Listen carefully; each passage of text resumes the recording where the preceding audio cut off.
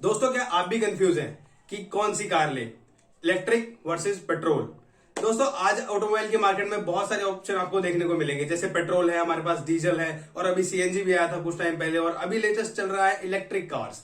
दोस्तों, आज की वीडियो में हम यही बात करने वाले हैं कि आपको एक पेट्रोल कार लेनी चाहिए या फिर एक इलेक्ट्रिक कार लेनी चाहिए। तो दोस्तों, electric car versus petrol car के बीच में आपकी जो भी क्वेरीज है, आज वो सारी की सारी क्लियर हो जाएंगी, नो डाउट। और मेरी 100% गारंटी है कि आपकी हर एक सेकंड की आपको वैल्यू मिलेगी। तो वीडियो को पूरा जरूर देखें। तो दोस्तों, स्वागत है आपका आपके फेवरेट चैनल टर्बो एस्पिरेटेड में। मैं हूं निलिन और चलिए वीडियो को शुरू करते हैं।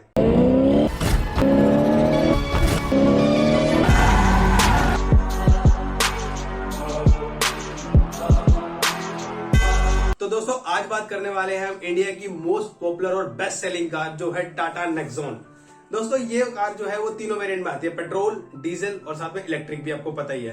तो आज हम, जैसे कि आपको पता, बात करने वाले हैं पेट्रोल वर्सेस इलेक्ट्रिक के बारे में। तो दोस्तों, सबसे पहले बात कर लेते हैं प्राइस की, जो कि सबसे बड़ा मेन फैक्टर होता है। कोई भी अगर कंज्यूमर है, सबसे पहले यही देखेगा कि प्राइस कितना है कार का। दोस्तों, अगर मैं बात करूं पेट्रोल में और इलेक्ट्रिक में, हम सेम मॉडल ले लेते हैं। जैसे XZ प्लस है, ये जो मॉडल है ये दोनों ही वेरिएंट में आता है, पेट्रोल में भी आता है और साथ ही साथ इलेक्ट्रिक में भी आता है। दोस्तों, अगर मैं प्राइस की बात करूं ना, तो पेट्रोल के अंदर XZ प्लस जो है 10 लाख तकरीबन 20,000 के आसपास ही आपको पड़ेगा। लेकिन वहीं पे अगर मैं इलेक्ट्रिक की बात करूं तो वो 16,19,000 के अराउंड आपको पड़ता है। दोस्तों, ये जो प्राइस है ये एक्स शोरूम प्राइस है। और वहीं पे अगर ऑन रोड प्राइस की मैं बात करूं तो वो डिफरेंट स्टेट्स के अकॉर्डिंग वेरी करता है। अगर मैं इलेक्ट्रिक की बात करूं तो दिल्ली के अंदर तो आपको 100% सब्सिडी मिलेगी इलेक्ट्रिक कार्स पे, जो आरटीओ चार्जेस उसमें ऑलमोस्ट जीरो हो जाते हैं। वहीं पे अगर मैं पेट्रोल कार्स की बात करूं तो उसके अंदर तकरीबन आपको 1 से सवा लाख रुपए तक के आरटीओ चार्जेस आपको देने पड़ते हैं। और इलेक्ट्रिक कार्स में डिफरेंट स्टेट्स में आपको डिफरेंट सब्सिडी मिलती है, जिसके अकॉर्डिंग आपके चार्जेस डिफरेंट रहते हैं। तो दोस्तों, जैसा कि आप देख सकते हैं कि प्राइस डिफरेंस में ऑलमोस्ट 6 लाख रुपीज, मतलब 6 लाख रुपए का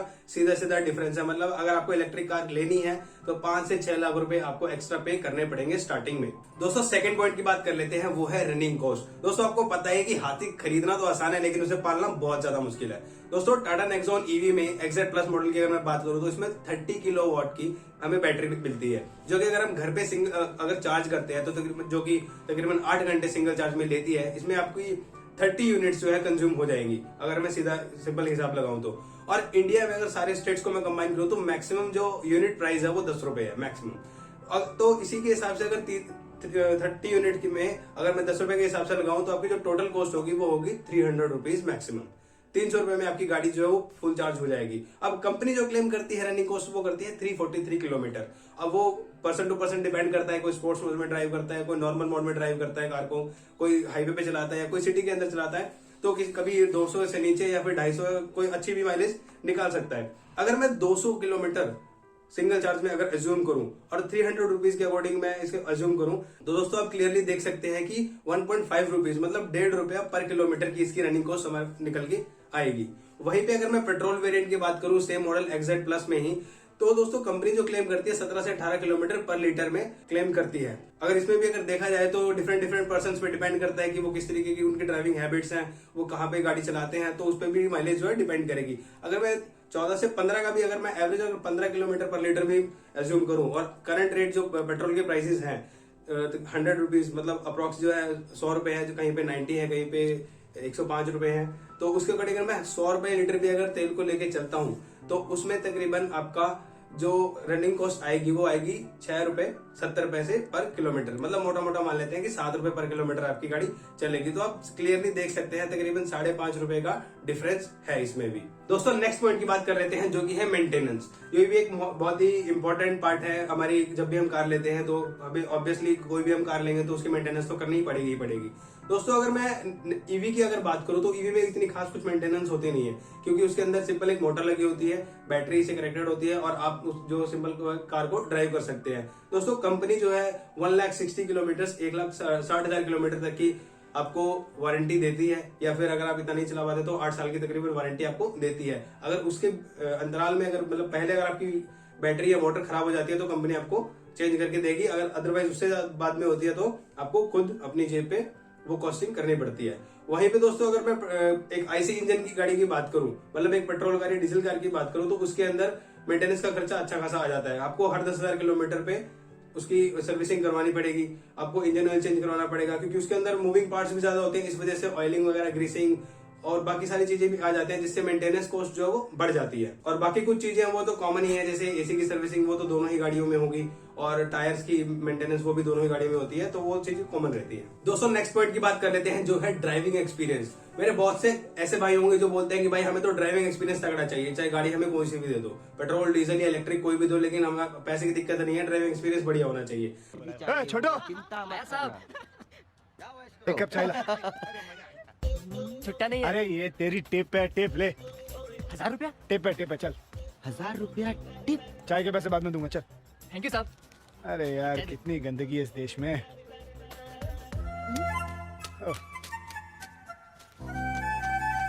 दोस्तों अगर मैं इलेक्ट्रिक कार की बात करूं तो इसके अंदर में 140 bhp की पावर देखने को मिलती है। वहीं पे अगर टॉर्क अगर देखें तो 250 न्यूटन मीटर 250 न्यूटन मीटर का हमें टॉर्क देखने को मिलता है। दोस्तों ये कार आपको आप ये सुन के शॉक हो जाएंगे, ये कार स्पोर्ट्स मोड में सिर्फ 9.9 सेकंड में 0 to 100 कवर कर लेती है।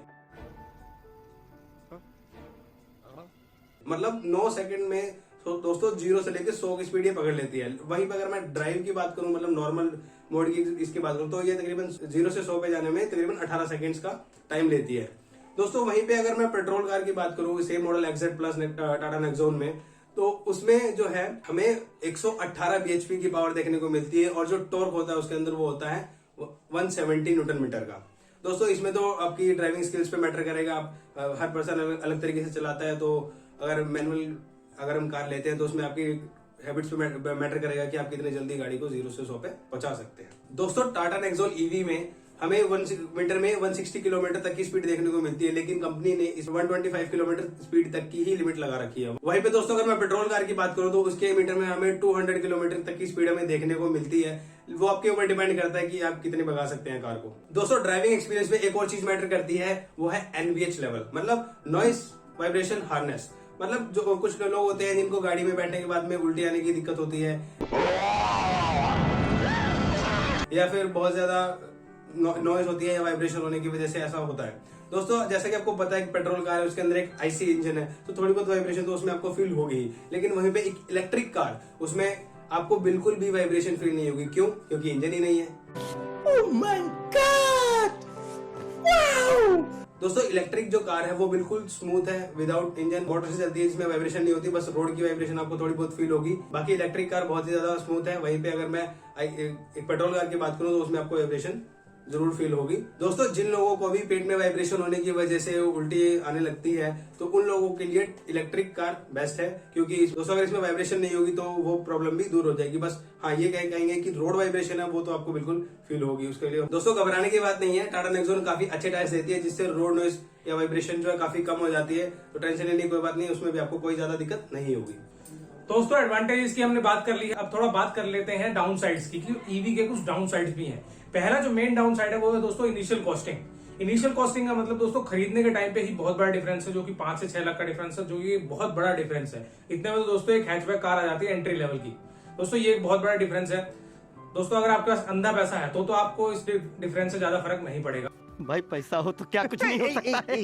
अब दोस्तों सेकंड पॉइंट की बात कर लेते हैं, जो कि एक बहुत मेजर डाउन साइड है, वो है दोस्तों कि आपको चार्जिंग में इसकी प्रॉब्लम्स आएगी अगर आप लंबे रूट पे जाएंगे तो। मेट्रोपॉलिटन सिटीज के अंदर तो आपको दिक्कत नहीं आएगी कि फास्ट चार्जिंग पॉइंट्स भी बहुत सारे अवेलेबल हैं, बट अगर आप लंबे ट्रिप्स मारने की सोचते हैं तो वहां पे आपको चार्जिंग में इसमें काफी प्रॉब्लम आएगी, क्योंकि फ्यूल पंप्स तो आपको हर जगह मिल जाएंगे, पेट्रोल डीजल तो आप कहीं भी डलवा सकते हैं, बट चार्जिंग के लिए अभी जो पॉइंट्स हैं वो बहुत ही लिमिटेड है, तो आपको चार्जिंग में दिक्कत आएगी अगर आप लंबे रूट पे जाएंगे तो।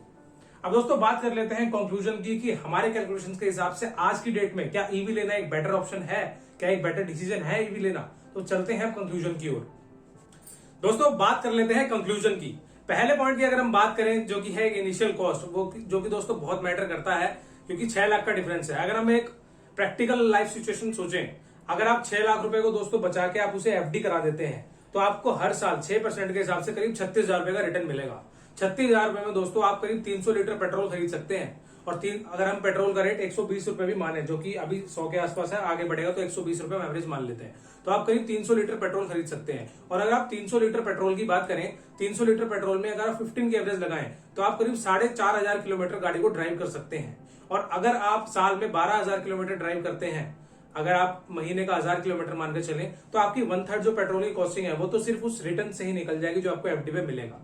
तो ये था दोस्तों एक एग्जांपल जो इनिशियल कॉस्टिंग को प्रैक्टिकल नहीं बताता एक ईवी के लिए, क्योंकि दोस्तों इनिशियल कॉस्टिंग बहुत हाई है। अब बात कर लेते हैं सेकंड पॉइंट की, रनिंग कॉस्ट। अगर दोस्तों आप डेली 50 किलोमीटर गाड़ी को ड्राइव करते हैं, ऐसा एग्जांपल लेके चलते हैं, तो साल की आपकी जो निकल के आती है टोटल ड्राइविंग, वो निकल के आती है करीब करीब 18,000 किलोमीटर के आसपास, जिसकी अगर हम 15 की एवरेज लगाए पेट्रोल में तो आपका करीब 1.25 लाख के आसपास आपका पेट्रोल का खर्चा हो जाएगा। वहीं अगर हम इसी का खर्चा निकालें एक ईवी कार में जिसकी 1.5 रुपए कॉस्टिंग है, तो आपको जो खर्चा पड़ेगा वो पड़ेगा करीब 27 से 28 हजार रुपए। सीधा सीधा 1 लाख रुपए का डिफरेंस आपको दिख रहा है रनिंग कॉस्ट में।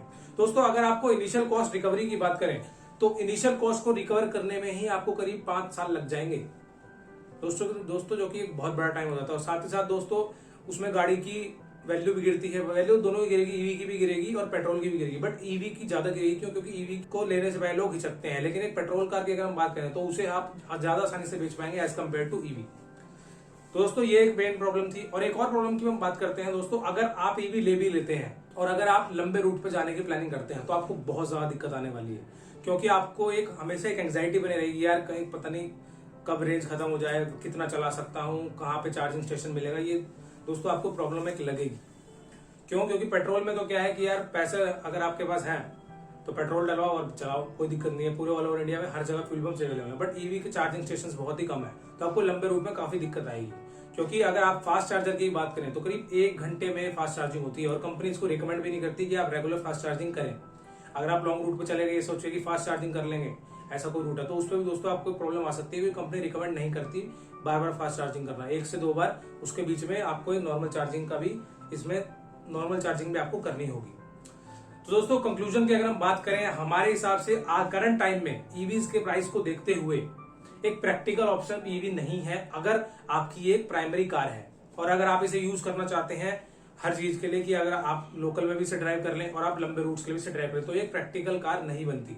बट अगर आप इसे एज अ सेकेंडरी कार लेना चाहते हैं, आपके पास अंधा पैसा है राजू भाई की तरह, एक जमाना था जब हम भी गरीब हुआ करते थे, रातों रात करोड़पति हो गए हम, और आप इसे एज अ सेकेंडरी कर लेना चाहते हैं कि जिससे आपको अपनी लोकल में रनिंग कॉस्ट रिड्यूस करनी है और आप इसको लंबा रखना चाहते हैं, तो आप इसे जरूर बाय करें, क्योंकि इसमें आपकी रनिंग कॉस्ट बहुत ही कम आएगी। आप रात को इसे चार्ज लगा दें और आराम से इसे लोकल में यूज कर सकते हैं। लेकिन अगर आप इसे सोच रहे हैं कि आप इसे एज अ प्राइमरी कार खरीदें जिससे आप आउटिंग भी कर सकें और लोकल में भी चला लें, तो आपको आउटिंग करने में बहुत प्रॉब्लम आएगी। आप हमेशा एंग्जाइटी में रहोगे कि यार फैमिली को ले गया, कहीं रेंज खत्म होगी तो दिक्कत हो जाएगी, कहीं भी आपको खड़ा होना पड़ जाएगा। हालांकि Tata road side assistance provide करती है, लेकिन सिर्फ 5 सिटीज में, तो इतना एक्सटेंडेड नेटवर्क अभी नहीं है। बट फ्यूचर में अगर प्राइसेस डाउन आते हैं ईवी के और चार्जिंग स्टेशन जगह जगह लग जाएंगे, तब इसको हम कंसीडर कर सकते हैं। But in current situation petrol is much better than EV if we consider it as a primary car. अगर आपकी पहली कार है और आप मेन कार इसको बनाना चाहते हैं तो EV is not a good option. But अगर आप इसको सेकेंडरी कार बनाना चाहते हैं जो आप लोकल में यूज करें और अपनी रनिंग कॉस्ट को कम करना चाहें, तो ये एक बेस्ट ऑप्शन है। तो ये था दोस्तों आज का कंक्लूजन और ये थी आज की वीडियो। दोस्तों वीडियो पसंद आई तो एक लाइक जरूर करें, क्योंकि दोस्तों वीडियो बनाने में मेहनत लगती है, और साथ ही साथ शेयर करें उन लोगों के साथ जो लोग भी गाड़ी लेने का सोच रहे हैं और कंफ्यूज हैं आपकी तरह इलेक्ट्रिक और पेट्रोल में।